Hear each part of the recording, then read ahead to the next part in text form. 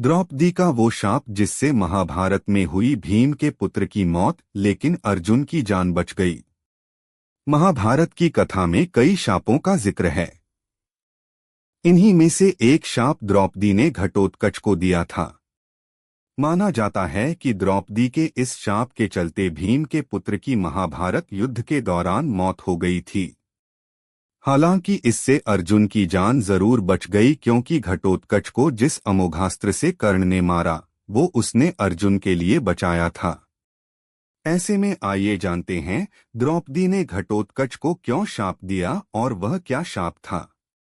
महाभारत कथा में एक पात्र हैं घटोत्कच, जो काफी बलशाली थे।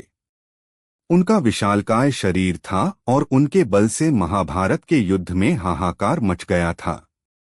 भीम के पुत्र घटोत्कच जब पांडवों की तरफ से युद्ध में पहुंचे थे तो उन्होंने कौरव सेना के छक्के छुड़ा दिए थे। यही नहीं, घटोत्कच को बर्बरीक का पिता माना जाता है। कलयुग में खाटू श्याम जी के तौर पर पूजे जाते हैं।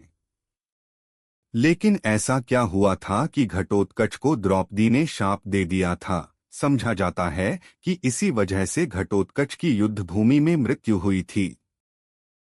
वह क्या शाप था और द्रौपदी ने भीम पुत्र को यह शाप क्यों दिया था, आइए विस्तार से जानते हैं। दरअसल पांडव दुर्योधन के लाक्षागृह की आग से बचकर जब निकले थे तो थके हारे एक पेड़ के नीचे आराम करने लगे थे। तब भीम पहरेदारी कर रहे थे। उसी वन में हिडिंब नामक राक्षस रहता था, जिसने पांडवों को पकड़ने के लिए अपनी बहन हिडिंबा को भेजा। हिडिंबा ने भीम को देखा तो वह आकर्षित हो उठी। उसने माया से सुंदर रूप धारण किया और भीम से बातें करने लगी और उन्हें सभी बातें बता दी। इस बीच अपनी बहन को ढूंढते हुए हिडिंब वहां पहुंचा तो उसने भीम और हिडिंबा को साथ में बात करते हुए देखा। वह गुस्से से लाल पीला होकर हिडिंबा को दंडित करने के लिए आगे बढ़ा तो भीम ने उसे मार दिया। कथा कहती है कि तब तक सभी पांडव वहां पहुंच गए थे। तब हिडिंबा ने कुंती से प्रार्थना की कि उसने भीम को पति के रूप में स्वीकार कर लिया है। उसकी याचना को देखकर युधिष्ठिर को दया आ गई और उन्होंने भीम को दिन में हिडिंबा के साथ रहने की अनुमति दे दी। इसके बाद दोनों का एक पुत्र हुआ, जिसके सिर पर बाल उत्कच नहीं थे, इसलिए उसका नाम फिर घटोत्कच रखा गया। राक्षसी पुत्र होने के चलते वह मायावी और काफी बलशाली था।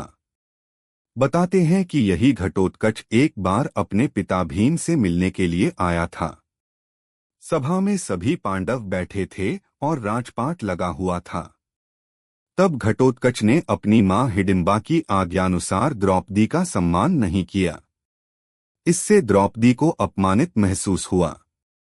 द्रौपदी ने क्रोध में कहा कि वह पांडवों की पत्नी हैं, ब्राह्मण राजा की पुत्री हैं, इसलिए उनकी प्रतिष्ठा काफी ऊंची है। इसके बाद भी घटोत्कच ने भरी सभा में उनका अपमान किया। तब द्रौपदी ने घटोत्कच को शाप दिया कि वह अल्पायु होगा। इसके बाद महाभारत के युद्ध के दौरान जब घटोत्कच ने कौरव सेना में खलबली मचा दी थी तो किसी को कुछ सूझ नहीं रहा था। तब दुर्योधन ने कर्ण पर घटोत्कच के ऊपर अमोघास्त्र छोड़ने का दबाव बनाया। ये अमोघास्त्र कर्ण ने अर्जुन के लिए बचा रखा था, लेकिन दुर्योधन ने तर्क किया कि अगर घटोत्कच नहीं मरा तो वही अकेले पूरी कौरव सेना को खत्म कर देगा, इसलिए पहले उसका वध करना जरूरी है। इसके बाद कर्ण के अमोघास्त्र से घटोत्कच की जान गई। साथ ही अर्जुन की भी जान बच गई, क्योंकि अमोघास्त्र को कोई नहीं रोक सकता था। माना जाता है कि द्रौपदी के इसी शाप से घटोत्कच की कम उम्र में मृत्यु हो गई।